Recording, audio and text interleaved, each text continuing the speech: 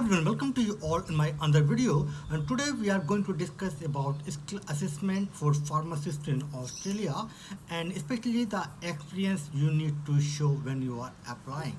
So many of you always ask me, can I show after the exam or do I need to show in the beginning? So it's up to you. You can show in the beginning also, in the end also. There is not a problem. In Australian Pharmacy Council, they clearly mention in their website that updated skill assessment can be done after if you need later on. So by experience, why the need of the experience to show? Because when you are planning to migrate to Australia, so there is a basically you want to give skill assessment and you want to sit in the CAPS exam. So CAPS exam does not need any experience. Even for experience basically need when you want to claim a point. For example, if you have a 3-year experience, then you can claim that 5 point from the immigration department. Or sometimes there is some state authority, the state government, they also sometimes they impose some conditions for a visa. So in that case you need to have experience, otherwise there is no need to have any experience.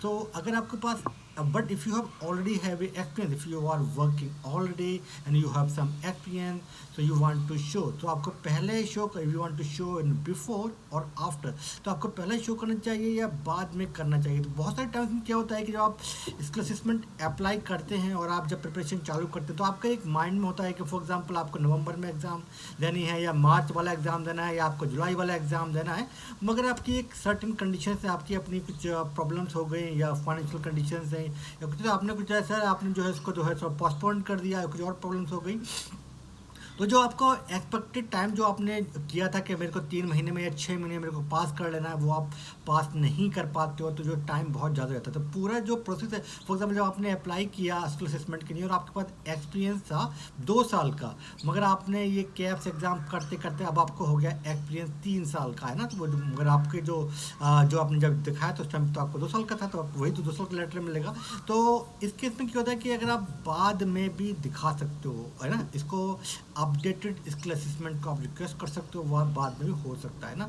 तो ज़रूरी नहीं है कि आपको पहले ही दिखाना है ना. तो अगर आपके पास है तो आप दिखा दीजिए, नहीं है तो कोई बात नहीं, बाद में तो दिखा सकते हो. तो यहाँ पर उन्होंने एक फॉर्म दिया गया है, इस फॉर्म को ऑस्ट्रेलियन फार्मेसी काउंसिल की वेबसाइट पर दिया गया है. इसको बोलते हैं वर्क एक्सपीरियंस रेफरेंस करके एक PDF है ये 3 पेज का, तो इसको आप देख सकते हैं यहाँ पर.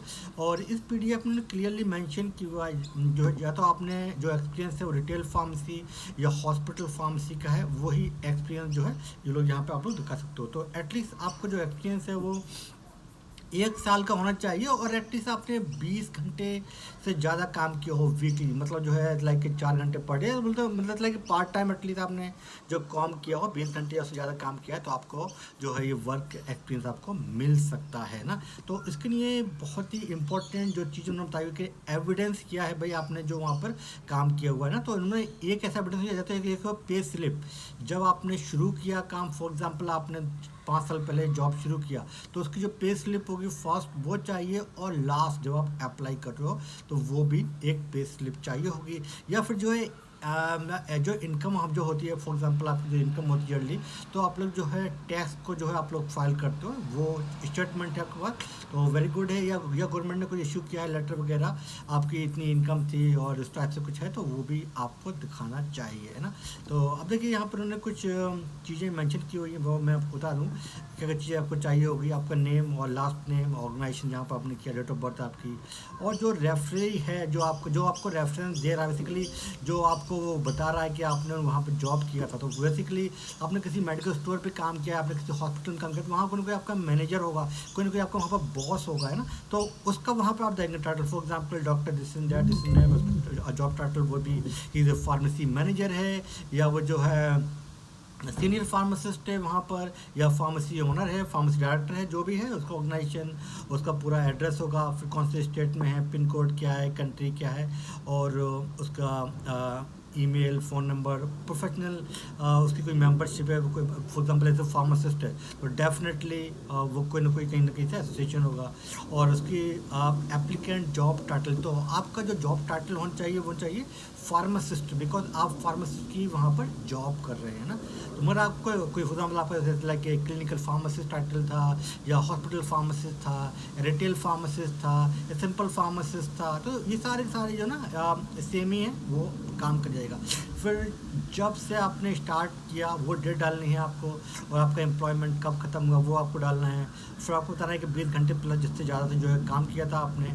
और फिर यहाँ पे जो है ये क्या क्या रोल था आपका, फार्मासिस्ट का जो रोल क्या था वो आपको पूरा यहाँ पर मेंशन करना है। और फिर जो आपके फार्मेसी मैनेजर होंगे उनसे डिक्लेयर करना, उनके सिग्नेचर और डेट और फिर आपको यहाँ पर लेनी पड़ेगी, है ना। तो फिर इसके बाद ही ये जो है वहाँ पर जो है, और उसका जो है stamp of employ referee organisation, मतलब उसके वहाँ पर जो है मोहर वगैरह लगवा के आप पूरा लेटर वेटर लेने के बाद ये सारा पूरा पढ़ लीजिए। PDF है, हम सिंपली इसका लिंक भी मैंने दिया हुआ है डिस्क्रिप्शन में। तो ये लेटर आपको बेसिकली ये वर्क एक्सपीरियंस लेटर है, तो ये आपको लेना है तो आप पहले भी दिखा सकते हो और बाद में भी दिखा सकते हो। बाद में बेसिकली अब जैसे कि आपने जब किया, फॉर एग्जाम्पल आपने 1 साल पहले किया, या आपने 2 साल पहले इनिशियल स्ट्रेस असेसमेंट किया और एग्ज़ाम आपने बाद में पास किया, या आपने कुछ मास्टर डिग्री कर लिया है, या आपने कोई PhD आपने कर लिया है ना, तो उन सारे केसेस में आपका एक्सपीरियंस जो है चेंज हुआ है, तो उन सारे केसेस में जो है आप इसके असेसमेंट के लिए जो है आप लोग रिक्वेस्ट कर सकते हो ऑस्ट्रेलियन फार्मेसी काउंसिल के लिए। वो फिर आपको जो है अपडेटेड इसका असेसमेंट लेटर दे देंगी आपको कैप्स के एग्ज़ाम के पास करने के बाद भी। और फिर वो लेटर आप जो है दिखा सकते हो अगर इमिग्रेशन ने आपसे मांगा है। तो जनरली जो इमिग्रेशन में हर जगह पर ये लेटर नहीं माना जाता है, आप उनको डायरेक्टली भी उनको जो है सारे एविडेंसेस वगैरह आप दिखा सकते हो। पर कुछ स्टेट में अभी मैंने देखा है कि वहाँ पर वो मांग रहे हैं कि आपको एक्सपीरियंस दिखाना चाहिए, तो उस केस में आपको अपडेटेड स्किल असेसमेंट आप करवा सकते हैं, आपने आगे पहले नहीं किया था। जैसे फॉर एग्जांपल ACT जो कैनबरा है, कैनबरा में जो है वो मांगते हैं कि आपकी जो बॉडी है उसको कमेंट करना चाहिए आपके एक्सपीरियंस के ऊपर। तो आपको अगर कैनबरा में अप्लाई करना है एज ए फार्मासिस्ट की जो 190 या 491 वीज़ा के लिए, तो डेफिनेटली वहाँ पर ये चाहिए होगा, और आप उसको जो है अपडेटेड स्किल असेसमेंट के लिए आप लोग रिक्वेस्ट कर सकते हैं। तो आपको पहले भी अगर आपके पास एक्सपीरियंस तो दिखा सकते हैं, और बाद में भी आप लोग दिखा सकते हैं, कोई भी इतना फ़र्क नहीं है। बाद में दिखाएंगे तो ज़्यादा एक्सपीरियंस आपको बढ़ जाएगा कि जो आपने 5 साल या 1 साल जो आपका जो पूरा प्रोसेस है उस टाइम तक वो आपको अपडेटेड आपको मिल जाएगा। बट डिसएडवांटेज ये हो सकता है कि वो थोड़ा सा आपको फीस फिर से पे करनी पड़ जाएगी, है ना।